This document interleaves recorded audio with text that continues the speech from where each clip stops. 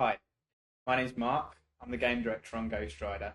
I'm going to show you now some footage from the game from the very first couple of weeks of development all the way through to the present day. So here we go. So what you're looking at here is like 1 week into Ghost Rider production, where we're literally getting the very first bike physics handling up and running, and some really early bike rider combat. Here we're just experimenting with what might work from a gameplay perspective. We've got really early AI guys on bikes trying to work out how we can get them to react to the small input changes that a player can make. Here you can see we've got a track set out with various different kind of jump sizes, so you can see the jump distances are different. We're experimenting with what works, trying how a double jump might work in the game and what sort of distances would feel cool. Here you can see we've got very early combat and player character movement. You can see it's a really early iteration of Ghost Rider. He's looking really like a beanpole. The fire in his head is really not working. It's not looking very good. The character went through about 5 different iterations before the final game. You see really early combat here, sort of early aerial moves. There's no weapon trails or special effects on the character. Literally, we're just trying to work out how to detect collisions, how to make the AI work. You can see here really early hard, and now we're starting to layer in some special effects. This is about a month or so into the project. You've got some really early demon essence being picked up and some early weapon trails on the character. So all of this stuff has been improved over the course of the game. So what you'll see later in the movie is how the game looks now in comparison to this. You can see that early essence being picked up there. This is an example of a grey box track. The level designers, developed the levels as grey box arenas. Grey box meaning without textures, and they're then sent to the artist to be worked up and textures added. Here's more combat. You can see more special effects being layered in now, trying to work out what works. There's kind of death effects for the enemies, and the ability to be able to knock enemies into the air and juggle them in the air in the early days.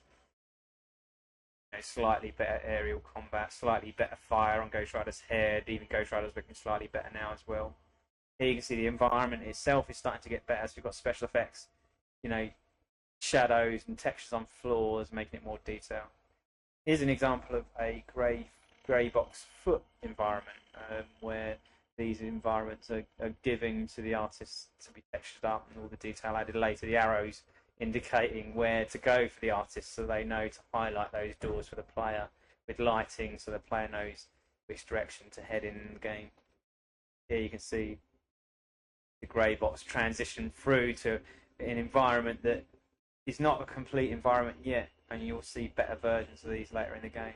The blue textures there on Ghost Rider we had to change. Marvel didn't like the use of blue there. They didn't feel it was in keeping with Ghost Rider, so we were asked to change it to the red that's in the final game.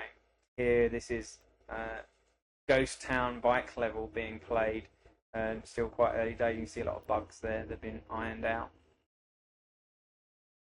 Here's a version of the carnival. There's a lot of special effects and detail missing from this level that appears in the final game. The sky isn't there, and the lack of bloom as well. So although it's starting to look a little bit nicer now and starting to look more like a proper game, that we're still actually only about 6 months in development here, and there's a hell of a lot more polish needed to be added to make it final. You see here a more final version of that same level with effects, sky in the background, and there's a bloom filter making the whole thing look special. Here's a good example of the grey box turning into an early version of the level and turning into the final version of that bar. It looks a lot more detail and shadows and moving shadows added to that level. Again here, big wheel, you can see lacks detail, and then special effects, sky and bloom added, makes the whole thing look really special. This is where we started to add cinematic moments into the game to introduce enemies to the player, so new enemies are introduced in cool ways. Loads of animated environment objects in this room. All this stuff was layered in kind of the last 4 months of development. This whole train sequence was a lot of fun to develop.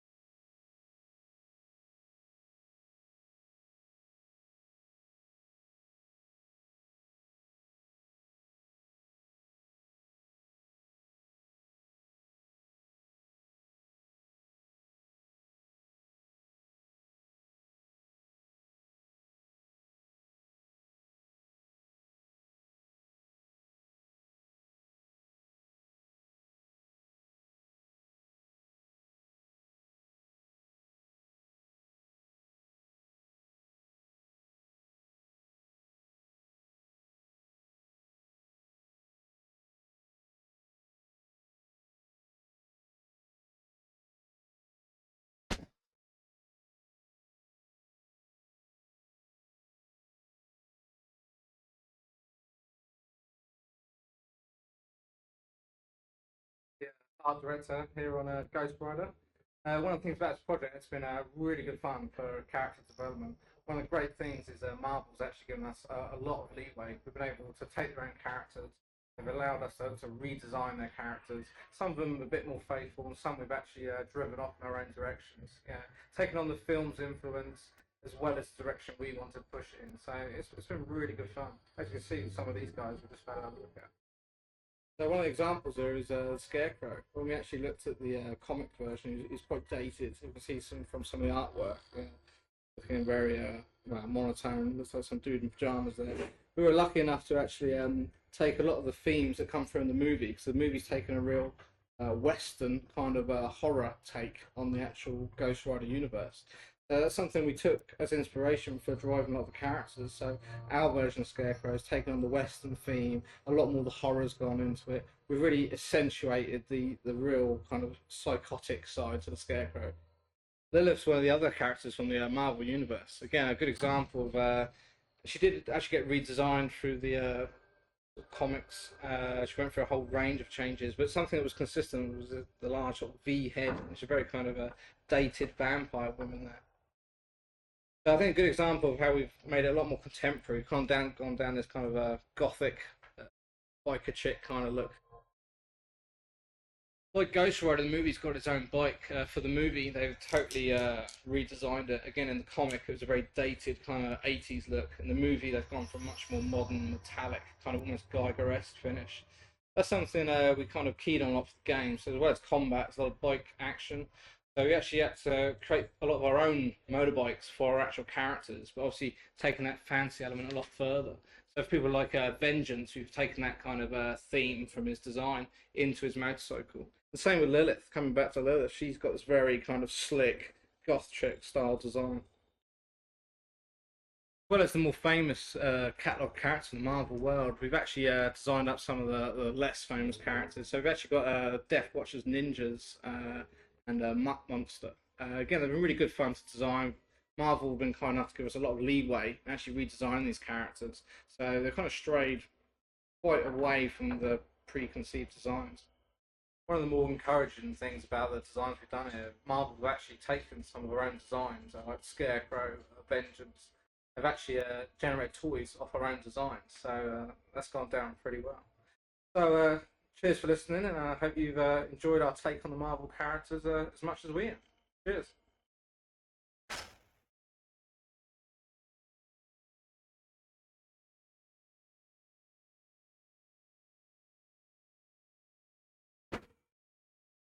Hi, I'm Sam Barlow. I'm the lead designer on the Ghost Rider game. I'm here to answer some of your questions, give you an insight into the design process of a game like Ghost Rider.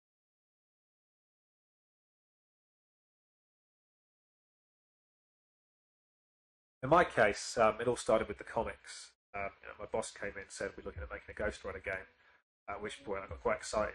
So at that point, I went away and I read the rest of the comics, every single one of them. Then I read the script for the movie, chatted to some of the movie guys, got a feel for what they were doing with the movie, the sort of horror western. And we then got together with the publisher and we brought in two Marvel writers, Jimmy Palmiotti and Garth Ennis. They were on board to come up with the storyline, some of the setting. So we had this big roundtable discussion during which you decide what stuff is definitely going to be in the game. It's all very high level. Ghost Rider has to ride a bike at some point.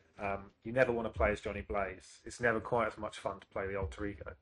Day one, we wanted to always be the Ghost Rider. Because we were going for a sequel to the actual movie storyline, we wanted to draw in some of the characters from the comics. This is the first true Ghost Rider video game. So we wanted to make sure that there was a bridge between the movie Ghost Rider and the comic Ghost Rider. We wanted to draw in some of the elements from the comics. Jimmy drew up this big long list of the characters. In fact, his idea was to pull in the exploding shark.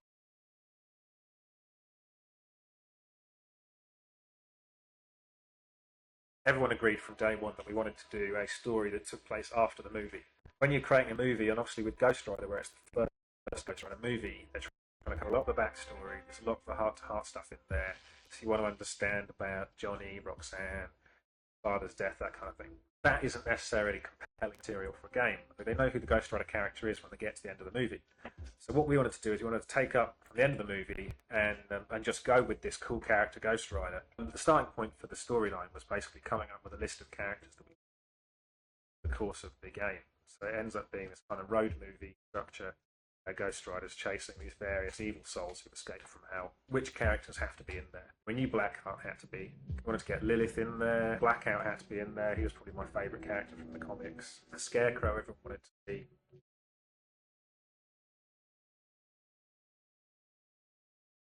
I think for me, the one I really wanted to see in there was Zodiac. He was this kind of green guy with a big cigar. Serial killer superhero. I wanted to get some of the cooler Lilith in there. Kind of pay tribute to them with the actual Lilith Side Beast character who's in the game. Deathwatch turns up on the PSP in multiplayer. I'd love to have seen him in there as a boss fight. Probably for me, the one character who I absolutely wanted in the game and isn't in the game, and definitely be in there if there was a sequel, was Death Ninja. One of Deathwatch's ninjas, but he died and he came back again. And he was this weird supernatural zombie ninja. For me, that's the game character.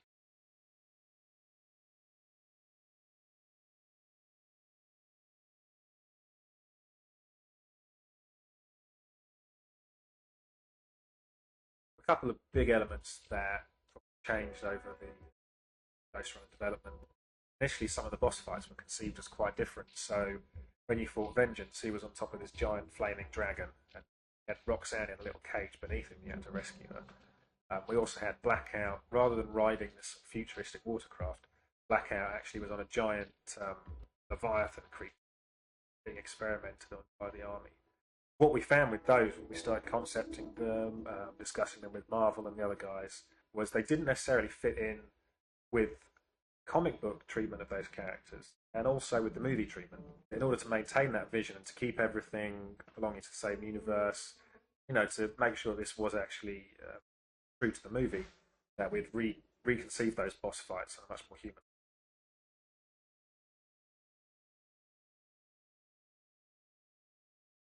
Yeah, that was a lot of fun. We initially had the meeting with the man in New York and met them face to face. Then throughout the project, we spoke on the phone through conference calls, various emails. I think one of the interesting things actually working with Jimmy and Garth was seeing how the different writers responded to the character of Ghost Rider, how they both had quite a different comprehension of what the character was. Garth, he kind of came in it that Ghost Rider was almost a medieval knight character. Search for vengeance and redemption. Jimmy sees what's cool about Ghost Rider to the kids, it's a biker superhero. It's a guy in biker leathers who drives a cool bike and beats people up. Garth really likes his gore. Obviously, the Ghost Rider movie is a teen-rated movie. The game has to be a teen-rated game. We'd get these scripts back from Garth. I love what you've done here. It's brilliant. Ripping Caretaker's face off. Crucify Caretaker. I don't know if they had issues with that character or something. Impaling people on church steeples. Burning people at the stake. Eye gougings. Not really sure you can do that on a teen-rated. Bring them up and would say, Garth, I'm sorry, we can't crucify the Caretaker, we can't impale him on a church steeple. We need to tone this down a little bit. Jimmy kind of took on the role of the elder brother who kept Garth and helped us tone down some of the script. So it was interesting seeing the two of them work together and produce.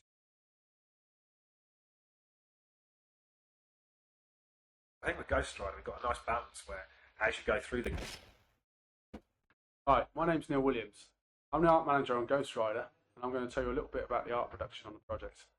I'll begin by talking a bit about the characters themselves and the process of getting them into the game. As soon as the concepts have been approved, first internally, then by a publisher, and then by Marvel, they are passed on to the character art team who set about realising these visions. In the 3D art package used on Ghost Rider, a 3D mesh is created, then tweaked and improved until we have an accurate representation of the concept that will also work within the limitations of the game. Once we're happy with a model, it is rigged to a skeleton and then passed to the animation team to bring it to life. We're also able to add cool effects such as specular highlights to the characters to help bring them to life even more.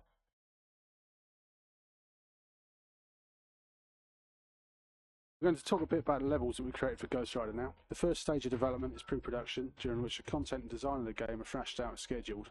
During this period, the art development on Ghost Rider began with a collection of reference materials from various sources, including traditional sources such as Blake, Goya, and John Martin, as well as a range of more contemporary sources such as Beksinski, Barlow, and other such artists. Combine these influences with a comprehensive set of concept works we received from the film and added a dark, gritty edge imbued with a sense of desolation and abandonment to enhance the feeling that these locations are bereft of ordinary citizens and are now home to the darker denizens of the Ghost Rider universe.